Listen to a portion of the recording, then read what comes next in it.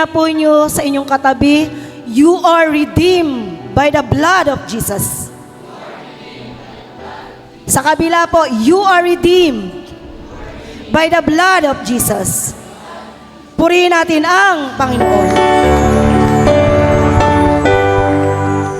At bilang tayo ay tinubos ng dugo ng ating Panginoong Yesus, nasa ating mga kamay ang kapamahalaan sa lahat ng pangyayari sa ating buhay. Ang ating pong susing pag-aaralan ngayon ay I'll keep pressing on because I know God is with me. Basahin po natin ng malakas. Pressing on. Because I know God is in me. I'll keep pressing on because God is with me. Merong lalaki ng Diyos sa banal na kasulatan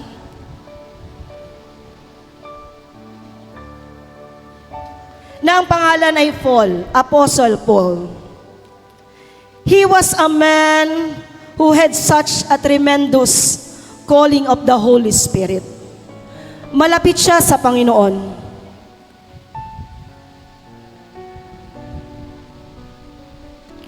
Paul, before his conversion, his zeal and intelligence were directed toward destroying the faith. Nung hindi pa siya nakakakilala sa Panginoon, siya ay taga-usig ng mga mananampalataya.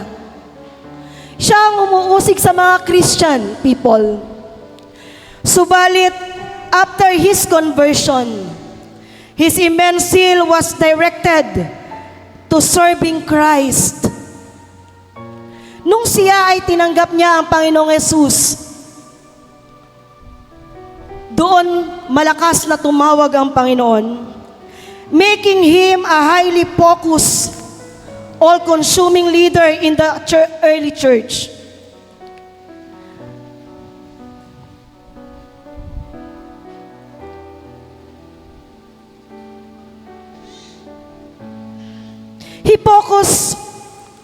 He faced tremendous opposition. Marami siyang naranasan. Tandaan natin, God never promised us. Hindi tayo pinangakuan ng Panginoon na wala tayong problema. God never promised us problem-free. But God guaranteed us. Ginagarantiya tayo ng Panginoon to have a victory-filled life full of victory na nagtatagumpay. Purihin natin ang Panginoon. Hinarap niya ang mga pag-uusig, ang hardship without faltering, standing firm in his conviction, and preaching the gospel regardless of the consequences. Tinayuan niya ang salita ng Panginoon. Namuhay siya na may kabanalan, na kung saan, bakit niya sinabi yung mga salita ng Panginoon sa Philippians 3 verse 14. Sa next slide po. I press toward the mark, the prize of the high calling of God. Sa Tagalog, nagtutumulin ako sa hangganan sa gantimpala ng dakilang pagtawag ng Diyos na kay Kristo. Bakit ang salitang iyon ay namutawi sa Kanya? To emphasize a spiritual urgency. Nagtutumulin siya sa hangganan to pursue Christ, likeness, and eternal fellowship. Eternal fellowship with God, letting go of past failures and distractions. Yung kinalimutan na nila, dati siya ay inuusig niya mga Christian. Subalit, nung tinawag siya ng Panginoon, inakap na niya ang tawag na yon sa kanya. Naging malapit siya sa Panginoon.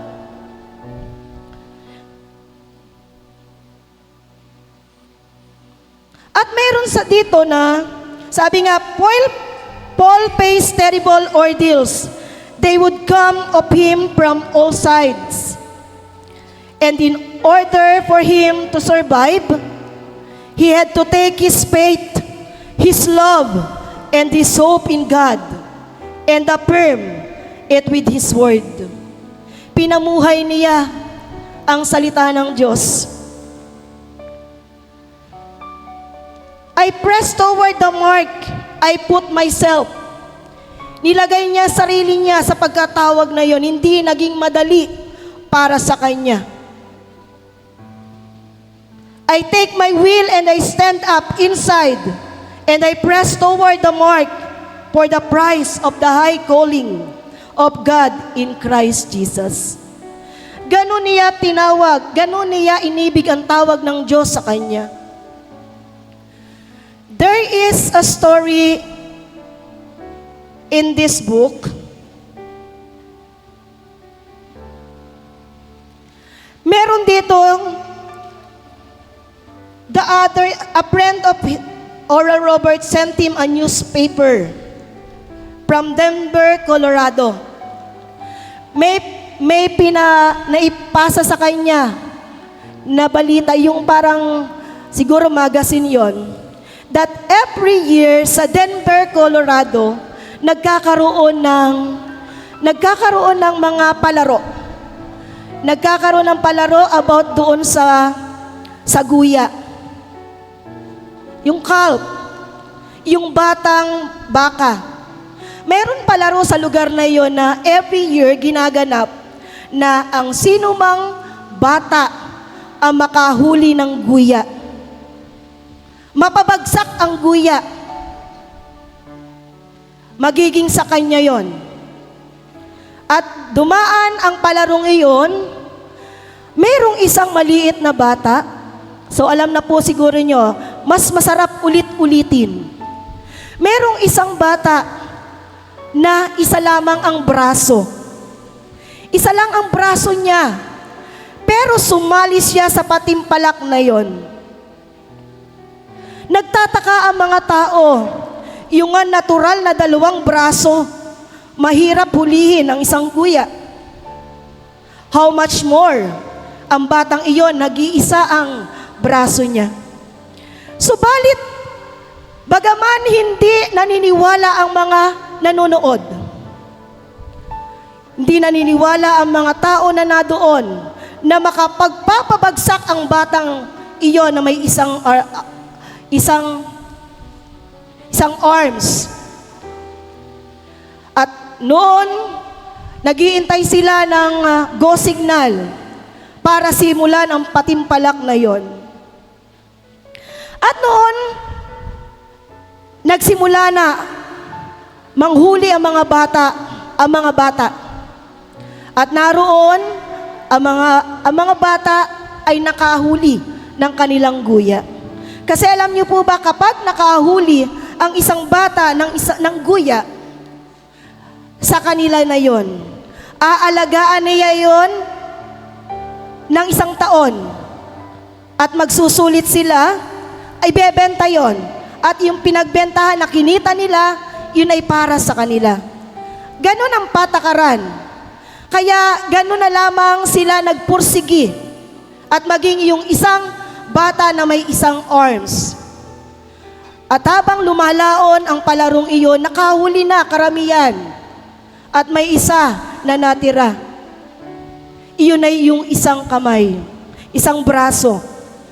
At alam niyo po ba, ang isang batang iyon,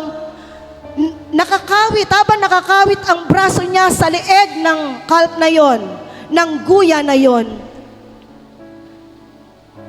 Ang guya na iyon ay talagang tinakbo ng mabilis ang batang iyon.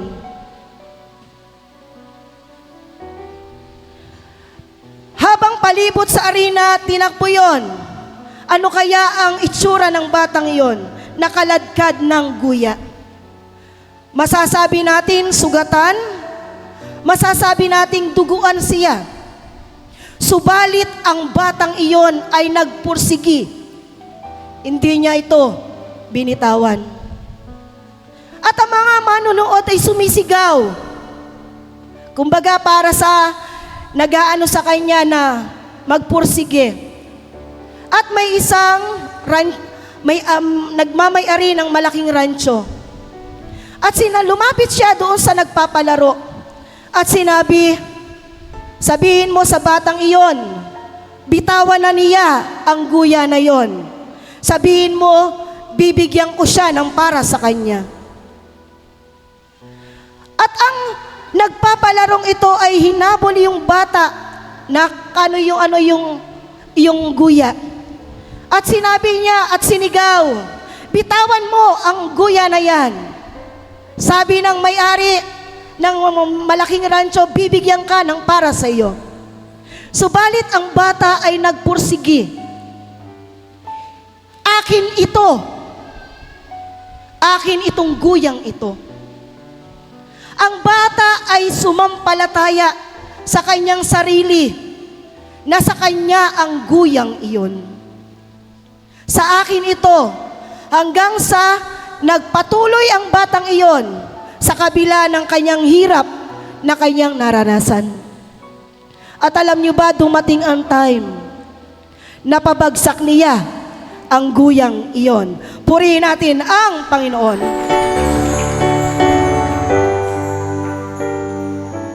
Ano ang nagdala sa batang ito?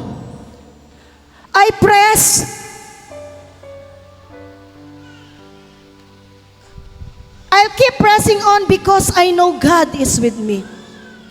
Sa batang ito, naroon sa kanya ang pananampalataya na mapapasa kanya ang guyang iyon.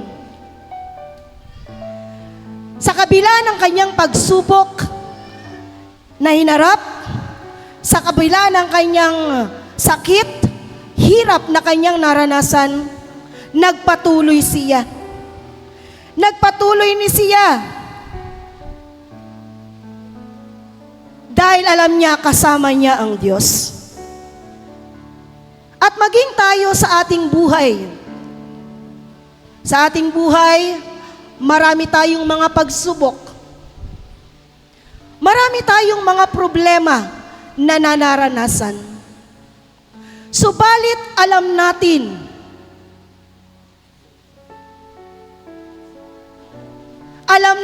na kasama natin ang Panginoon. Tayo ay magpapatuloy. Magpapatuloy ako dahil alam kong kasama ko ang Diyos. Gayon ang ginawa ng batang iyon hanggang sa makuha na niya ang guyang iyon.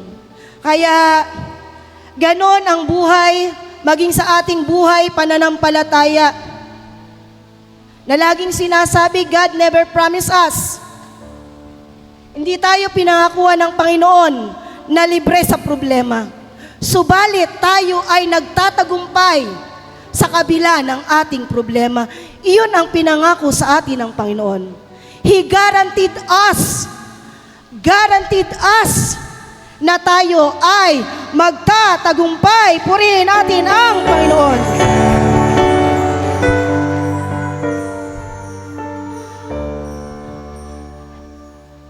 Meron dito na story pa rin na kaibigan ni Oral Robert. Ang kaibigang ito ni Oral Robert, dumating siya sa point na para bagang wala na siyang masusulingan. Wala na siyang masusulingan. Nawalan siya ng trabaho, bumagsak ang kanyang business. Wala na lahat. Subalit habang nanonood siya sa pangaral ni Oral Robert, nakikinig siya sa pangaral kay Oral Robert, at dumating sa kanya yung binhi. Maggasik ka ng binhi out of your need. Maggasik ka ng binhi sa kabila ng iyo at aking pangangailangan. At alam niyo ba, yung lalaking iyon, at sa kanyang problema na kanyang nararanasan, Sinampalataya na niya ang salita ni Oral Robert na yun ay salita ng Panginoon. Ginamit lamang si Oral Robert. Maggasig ka ng bini ayon sa punto ng iyong pangangailangan. At ginawa niya yung paggasik na yon. At alam niyo ba, dumating ang panahon, dumating ang araw, nakatanggap si Oral Robert ng sulat na nagpapasalamat. Oral Robert, maraming salamat sa iyong mga salita na binigay ng Panginoon sa iyo.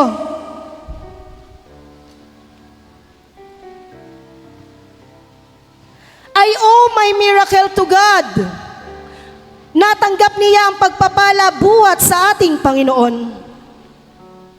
But I want to thank you for your counsel and prayer for me during the testing time. During the testing time. Tandaan natin, we have testing time. Itetest tayo na maraming mga bagay. Titingnan ng Panginoon kung tayo ba ay mapagkakatiwalaan niya. At ito yung kaibigan niya. I want to thank you for your counsel and prayer. Napakahalaga yung naririnig at nakikita natin na minsan sasabihin natin, para sa akin ang mga salitang iyon. Maraming salamat, Panginoon. At sabi niya, during the testing time, let me tell you what happened. At naikwento ng lalaking ito na sumampalataya at naniwala sa dalangin ni Oral Robert.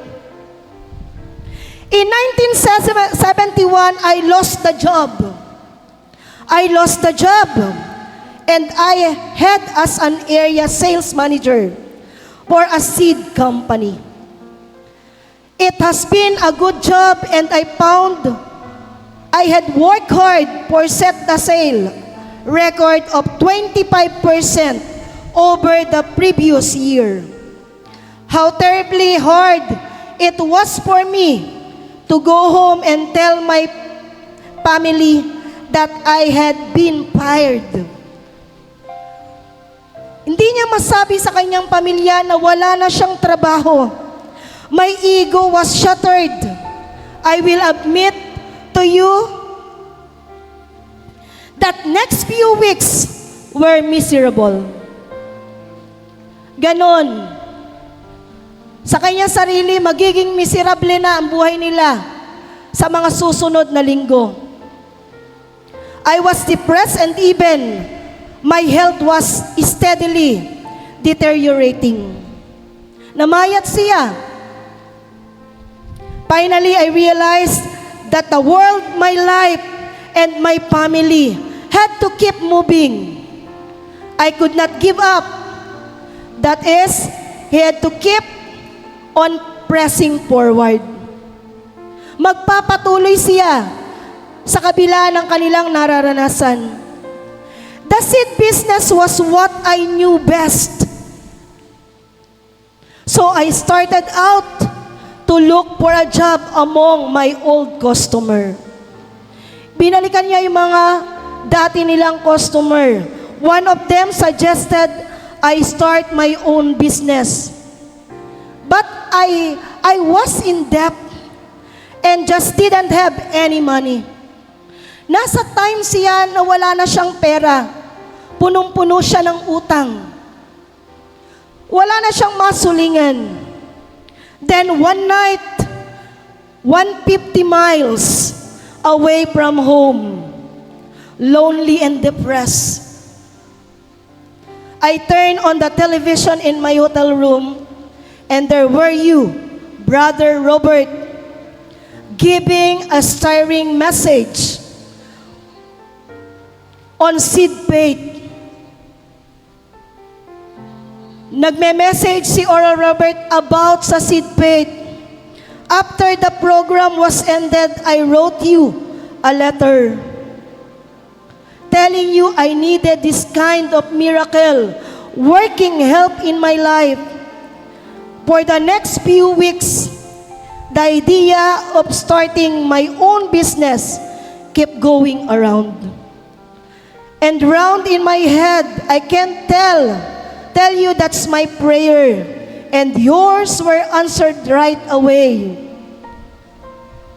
I wrote several letters to you, Brother Roberts, and every time you wrote back telling me how God wanted to meet my needs and there was a due season for my life.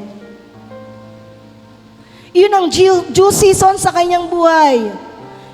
Yun ang tamang oras sa kanyang buhay. Well, finally, with the help of my local bank, people who took a chance and believing in me, I was able to get a business started. The first year, I did not do as well as I had expected. But, again, I wrote to you for prayer, and each time, your letter said exactly the thing I needed to hear. Ganoon siya sinasagot na every time siyang sumusulat kay Pastor Oral Robert, ganoon sinasagot ang kanyang mga panalangin. Some might say, well, it would have happened anyway. But I believe God, due season had come for me. It was truly miracle because it was exactly, and I needed to pay off my debts and put my business in the clear. Ganon pinagpala ang lalaking ito. The Lord is truly blessing me, and I can't thank Him enough. Thank you, Brother Oral Robert, for the letters of encouragement. Ganoon hinipo ng Panginoon ang buhay ng kaibigan niya. Hindi siya gumibap. Hindi siya gumibap.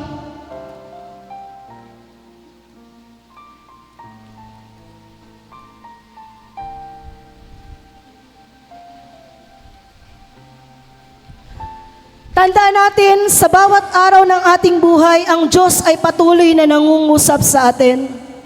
Whatever circumstances, whatever problems na ating nararanasan, ang Diyos ay kasama natin.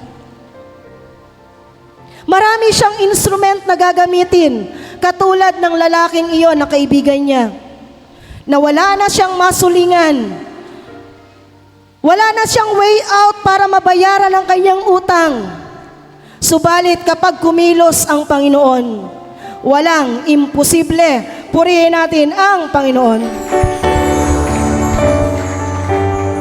Sinampalatayanan lang niya yung seed faith na sinabi ni Oral Robert.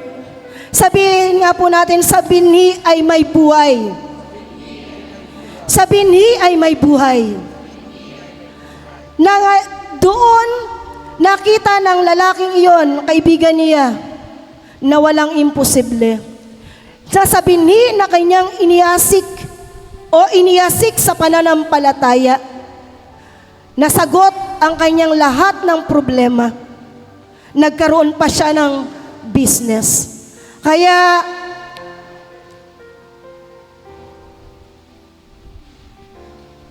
lagi nating tandaan, I press toward the mark for the prize of the high calling of God in Jesus Christ. Kaya lagi yung sinasabi ni Apostol Pablo. Kaya nga, sabi nga sa atin, huwag tayong gi-give up. Sabi natin, hold on. Hold on. Don't give up. The best is yet to come. Purihin ang Panginoon. Kaya nga po sa lahat ng ating maranasan man natin ang lahat, tandaan natin, kasama natin ang Panginoon. Whatever happen, lagi nating tandaan, kaya nga sabi, I'll keep pressing on because I know God is with me. Ulitin po natin ng malakas, I'll keep pressing on. Because I know God is with me. Purihin natin ang Panginoon.